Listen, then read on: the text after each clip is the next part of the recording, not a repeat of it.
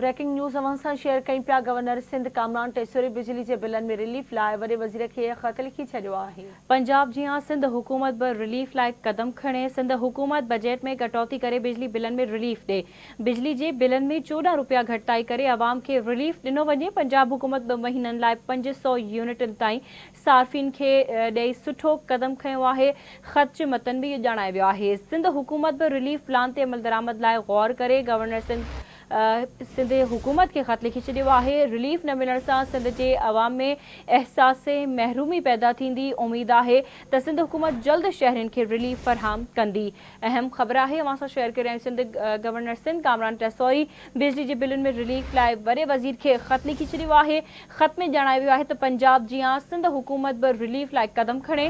सिंध हुकूमत बजट में कटौती करे बिजली बिलन में रिलीफ दे। बिजली के बिलन में 14 रुपया घटाई करे अवाम के रिलीफ दिनों वञे।